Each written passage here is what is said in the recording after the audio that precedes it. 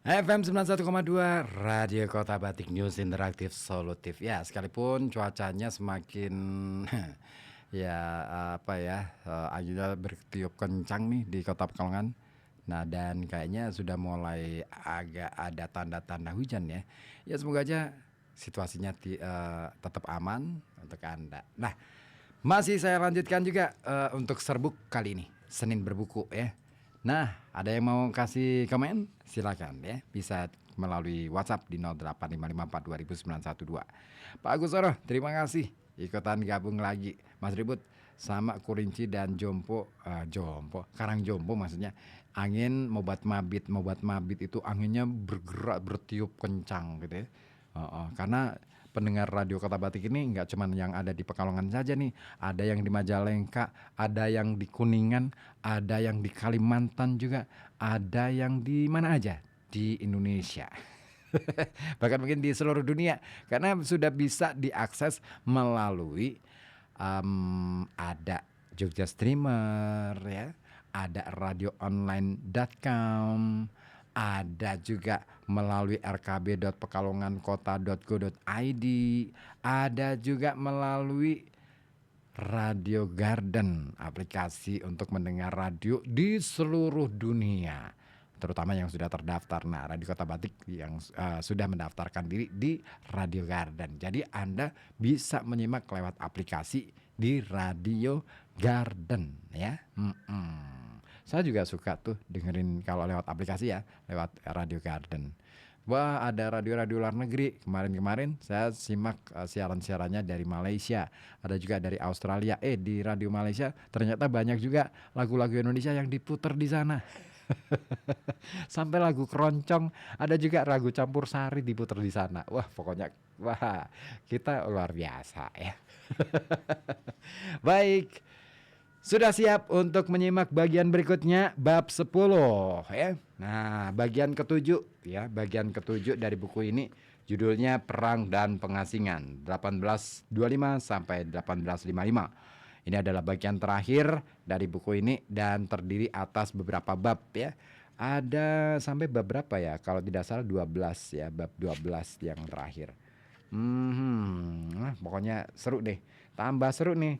Nah, ini bab ke-10 ini judulnya Perlawanan Terakhir, Perang Jawa 1825 sampai 1830 ya. Peter Gary memberi pendahuluan begini pada bab 10 ini. 9 bab terdahulu melukiskan riwayat hidup Diponegoro mulai sejak kelahirannya di tahun 1785, melewati masa kecil dan masa muda di Tegalrejo hingga pecahnya Perang Jawa. Ada yang meledak di belakang. I don't know. Nah, di samping kali ya. Nah, bikin kaget aja. Sumber-sumber utama tahun-tahun itu adalah arsip-arsip Karesidenan dan Babat Jawa, terutama autobiografi pangeran sendiri yang termasyur, yaitu Babad Diponegoro.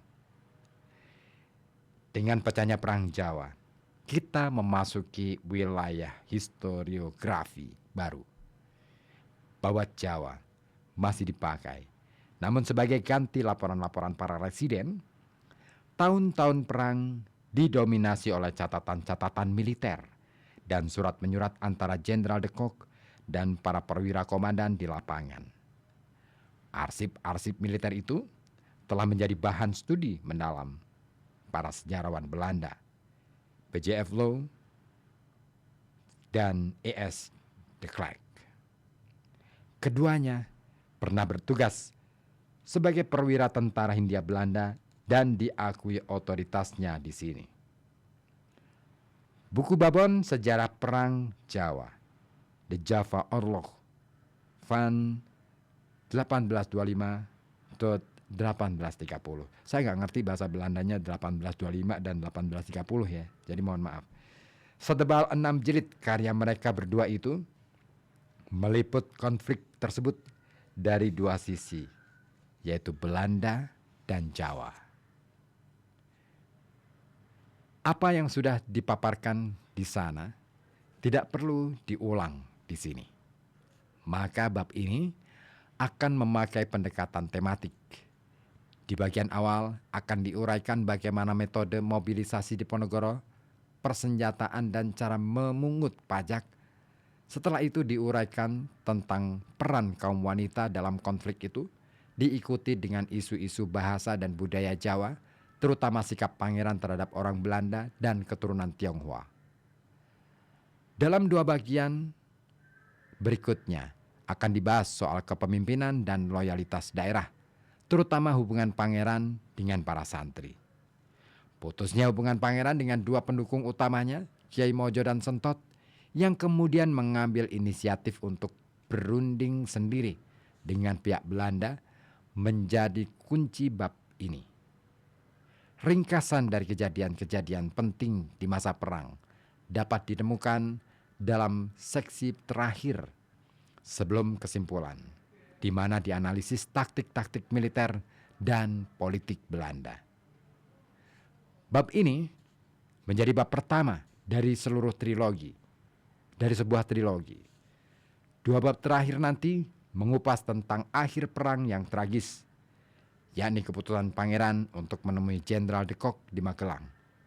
Penangkapannya pada tanggal 28 Maret 1830 pada bab 11 dan perjalanan pangeran menuju tempat pengasingan pada tanggal 28 Maret hingga 12 Juni 1830, mula-mula di Manado pada tanggal 13 Juni 1830 sampai 20 Juni 1833 dan berlanjut ke Makassar antara tanggal 11 Juli 1833 sampai 8 Januari 1855 hingga pangeran tutup usia di sana. Akan diurai pada bab ke-12. Mari kita mulai. Pada bagian berikutnya, bagian awal dari bab 10, Peter Carey memberi judul Dana, Taktik, Sumber Daya Petani, dan Persenjataan. Nah, seperti apa? Mana nih absennya? Belum ada absen nih. Waduh, absen dulu dong. Di 08554 ya. Tunjukkan kalau Anda masih menyimak Serbuk Senin. Ah iya benar, berbuku. Ah pintar banget ya. Oke deh, kita mulai dari sekarang. Begitu Diponegoro dan Mangkubumi sampai di Selarong, para petani penyewa dan petani penggarap di tanah-tanah milik pangeran telah siap dimobilisasi. Sebenarnya sekitar 3 bulan sebelum peristiwa serangan Belanda atas Tegalrejo, pangeran sudah mulai membebaskan pajak-pajak puasa dan mengumpulkan dana-dana untuk membiayai perang. Pendanaan perang pada awalnya mengandalkan sumber-sumber tradisional. Para pangeran dan priayi Yogya menyumbang emas permata, uang, dan barang berharga lainnya. Semua sumbangan ini dibawa ke medan perang oleh istri-istri dan putri-putri mereka. Suatu sistem pembiayaan perang yang sangat menyentuh dan yang terulang kembali saat Revolusi Indonesia antara tahun 1945 sampai 1949. Iring-iringan konvoi Belanda yang membawa logistik juga diserang, dan hasil rampasan awal ini digunakan untuk membiayai pertempuran-pertempuran awal. Banyak pengikut pangeran telah siap berperang, melengkapi diri dengan senjata-senjata tradisional seperti ketapel, gada, dan juga tombak yang terbuat dari bambu yang diruncingkan alias bambu runcing. Mereka berdatangan ke Selarong mulai akhir Juli hingga awal Agustus untuk menerima perintah Diponegoro, dan setelah itu langsung pergi menempati pos-pos yang telah ditentukan bagi mereka. Gaya berperang Diponegoro adalah dengan mengerahkan semaksimal mungkin kekuatan lokal pedesaan ini. Tugas utama mereka adalah mencegah kedatangan balat bantuan Belanda.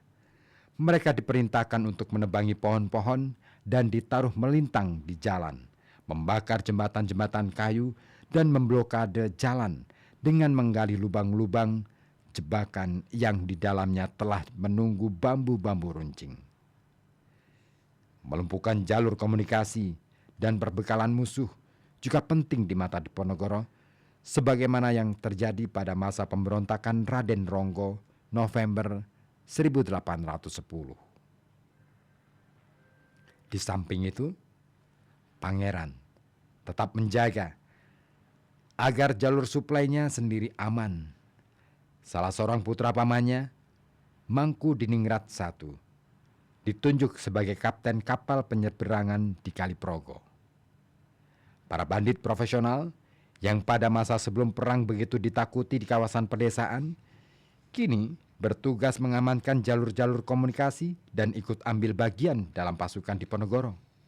Sehingga hubungan pangeran dengan elemen yang tidak bersih lingkungan ini langsung menyulut kontroversi. Pasukan tempur pangeran sangat mahir melakukan penghadangan dan penyerangan, juga penyergapan. Taktik yang sangat mereka gemari adalah bersembunyi di rerumputan tinggi di sisi jalan yang akan dilewati musuh, lalu menembak dalam formasi setengah lingkaran, yakni prajurit yang bersembunyi dalam posisi tiarap menembakkan bedil mereka langsung ke arah musuh yang disergap dari depan dan dari kedua sayap. Tembok batu yang mengitari desa-desa yang dulunya dibangun untuk mencegah gerombolan perampok yang berniat menjarah, sekarang dimanfaatkan dengan hasil sangat baik, seolah menjadi tempat berbenteng seperti bekas keraton Sunan Amangkurat I di Pleret. Menyusul keberhasilan aksi-aksi penghadangan itu, penduduk desa-desa yang berdekatan tertarik ikut bergabung dalam perang. Dengan menggunakan peralatan petani mereka, menggunakan gerak mundur, mengganggu gerak mundur pasukan gerak cepat Belanda yang sering sudah terkepung. Maka alasan pendirian benteng-benteng Belanda sebagian merupakan jawaban atas tantangan situasi ini yang nanti akan kita lihat. Tentara reguler Belanda Diponegoro juga memiliki senjata api dan sumber-sumber Belanda menyebutkan pangeran memang memerintahkan membeli bedil-bedil. Persenjataan Belanda yang berhasil dirampas termasuk meriam juga dimanfaatkan. Ini berarti teknik-teknik artileri Eropa dipelajari dengan saksama. Saat mengepung Yogyakarta, seorang pangeran komandan tentara Diponegoro pernah mencatat bahwa meriam Belanda itu selalu ditembakkan terlalu tinggi karena pasukan artilerinya menggunakan terlalu banyak bubuk mesiu. Walaupun perlengkapan Belanda yang dirampas ikut digunakan, pangeran mendapat pasokan mesiu dan amunisi dari produk pabrikan lokal, Samen dekat Bantul.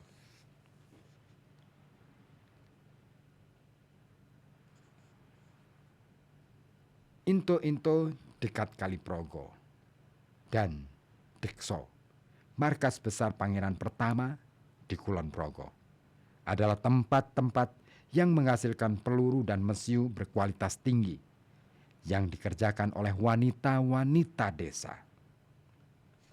Coba ya dibayangkan, wanita zaman dulu ikut perang dengan memproduksi mesiu dan peluru. Keren ya, cakep banget nih. Keren banget nih. Wah, saya nggak bisa membayangkan kalau misalkan wanita-wanita di desa-desa kita ini ya sudah kita siapkan untuk seperti itu ya. Di zaman sekarang kita mau ngelawan siapa ya? Sebenarnya sih banyak sih yang bisa kita lawan. Persoalannya kita belum nemu momentumnya aja, barangkali seperti itu. Kita lanjut ya. Saya sapa dulu yang sudah bergabung. Bunda Isa di Jerebeng Kembang. Absen nyimak walaupun lupa. Aduh, nggak apa-apa. Yang penting nyimak aja dulu. Saya lanjut. Pusat industri senjata adalah kota gede. Kehadiran Kalang, komunitas lokal tukang dan pandai besi, menyumbangkan keterampilannya yang dibutuhkan untuk membuat peluru dan mesiu.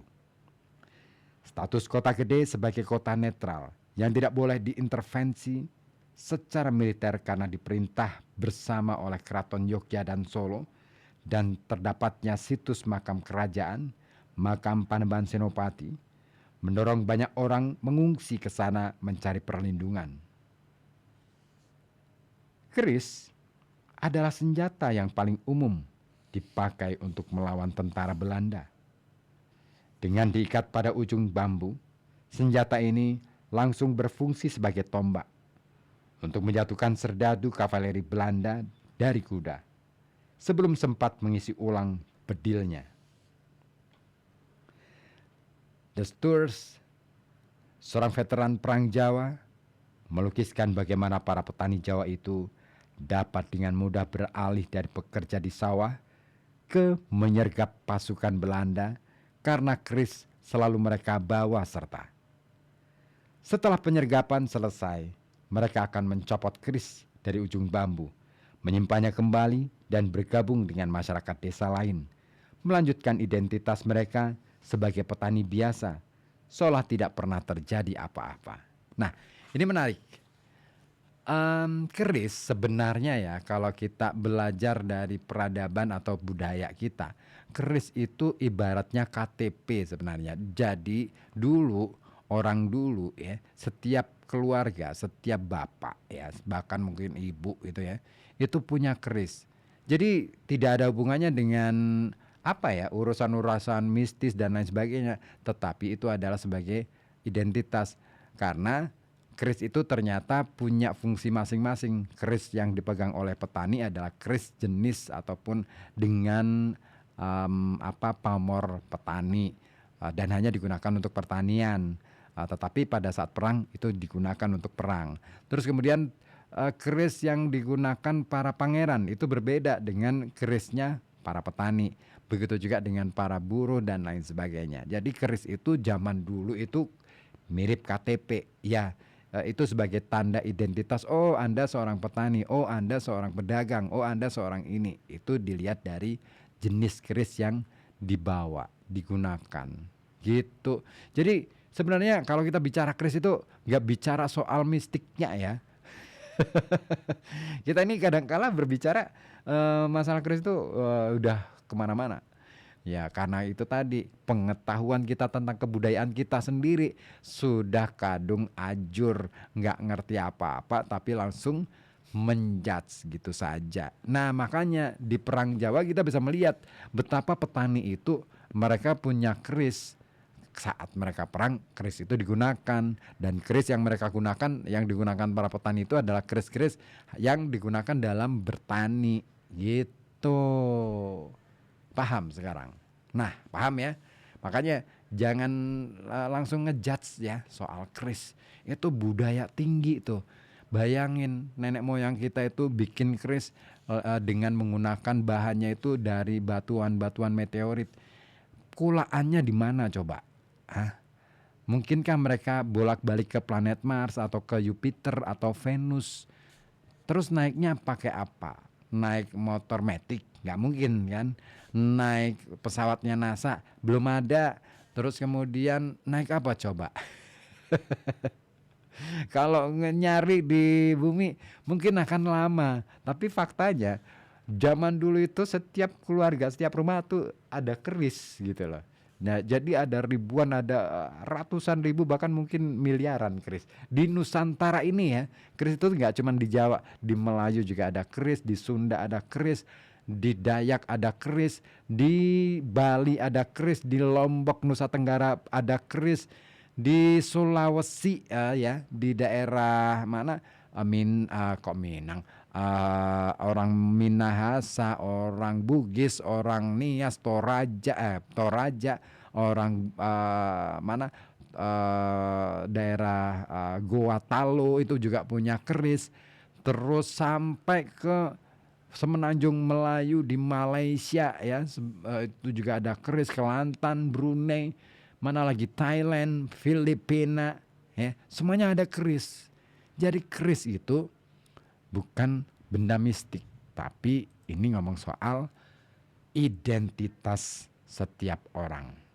Nah, tapi bentuknya beda-beda, makanya bentuknya beda-beda antara kerisnya petani, pangeran, dan lain sebagainya. Nah, pangeran pun, bangsawan pun beda-beda nih. Pamornya itu beda-beda. Pangeran level 1, level 2, level 3, itu ada level-levelnya ya. Nah, ya. Ada yang gabung takim di Ambo Kembang, berarti kalau dulu kita menikah pakai kerisnya kasta petani, seperti petani menikah ya Mas. Iya, begitulah kira-kira ya. Jadi simbah saya juga punya keris gitu lah. Kerisnya ampuh sih. Nggak mau saya ceritakan di sini, nggak enak ya. Tapi saya nggak nyimpen kerisnya, nggak ada yang melihara. Ya begitulah. Saya telat menyadarinya. Mana ini? Oke. Nah, bahas keris jadi kelamaan ya. Baik, kita lanjut ke bagian berikutnya di paragraf berikutnya. Dengan demikian, perang ini menjadi sebentuk pemberontakan klasik kaum tani.